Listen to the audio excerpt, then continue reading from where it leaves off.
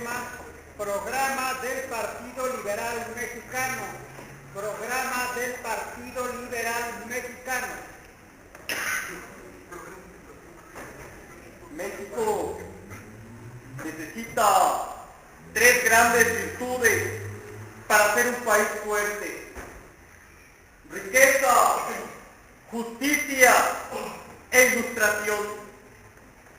Volver los ojos al pueblo de México, volver los ojos a lo que somos en verdad, a nuestra gente, a nuestros anhelos y esperanzas. Honorables miembros del jurado calificador, compañeros oradores, apreciable auditorio, pongo a su disposición el tema, el programa del Partido Liberal Mexicano. Para abordar dicho tema, es menester recorrer el terreno de la historia y ubicarme precisamente donde conmueve y se mueve una de las mejores generaciones que ha tenido nuestro país. Y me refiero precisamente a la generación de la Reforma, generación que dio a grandes hombres como Benito Juárez, Ignacio Ramírez, Ignacio Manuel Altamirano. Es ahí donde comienza a sembrarse sobre el surco las ideas del liberalismo, aquellas que se sustentan en la libertad, en la igualdad, aquellas ideas del liberalismo que sin lugar a dudas vienen a formar parte importante 50 años más tarde de lo que sería precisamente la ideología de la Revolución Mexicana, cuando hombres de la talla de Ricardo Flores Magón, de Otilio Montaño, de Juan Saravia, de Praxedis Guerrero, adoptan estos principios generosos, estos principios justos que deben normar la conducta de nuestro país. Es entonces cuando se comienzan a formar clubes liberales, en donde empieza a fecundar la idea magnífica de aquellos constituyentes del 57, como lo he mencionado.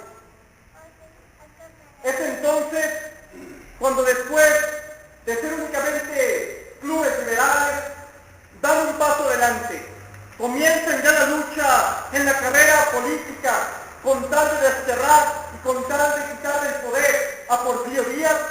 Es cuando Ricardo Flores Magón, junto con otros correligionarios, fundan el Partido Liberal Mexicano, que sería a la postre, su ideología sería a la postre los postulados constitucionales que emanarían en el 16-17. Es ahí, señoras y señores, en el programa del Partido Liberal Mexicano, donde en primer término se analizan las graves vejaciones y monstruosos crímenes del Caín Porfirio Díaz en contra del proletariado. Ya lo decía Ricardo Flores Magón cuando levantó la voz en el Congreso del Partido Liberal en San Luis Potosí. El gobierno de Porfirio Díaz, señoras y señores, decía Ricardo Flores Magón, es una madriguera de ladrones. Este sería uno de los primeros destellos que nos llamaría la atención a los campesinos, al proletariado, de que la revolución estaba cerca, porque había nacido un hombre oaxaqueño que llevaría a fuerzas esa gran lucha de reivindicación social. Es entonces, señoras y señores, cuando debo afirmar que sin el programa liberal del Partido Mexicano no habría tantas conquistas, sobre todo en términos laborales, dentro de la Constitución mexicana de 1916-1917. Es ahí donde se establece las grandes cargas laborales que sufre el proletariado, los grandes abusos que se viven en las haciendas, los grandes abusos que se viven en las minas. Uno de los grandes paradigmas y de los prominentes debates que giran en torno a este tema es precisamente al increpar que Ricardo Flores Magón se olvidó de los campesinos. Muchos argumentan que esta falta de atención al grupo indígena y al grupo campesino fue de cierta manera el obstáculo que impidió llegar al Partido Liberal Mexicano a su éxito. Si bien es cierto, Ricardo Flores Magón fracasó en sus luchas armadas, él fue, sin lugar a dudas, junto con el Partido Liberal Mexicano, los que sentaron las bases de una ideología revolucionaria.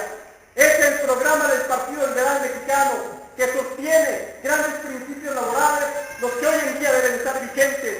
Más aún, debemos agregar principios que puedan ayudar al campesino a salir de la tremenda crisis en la que se encuentra. Nosotros los oradores debemos de llevar esa tarea a cuestas.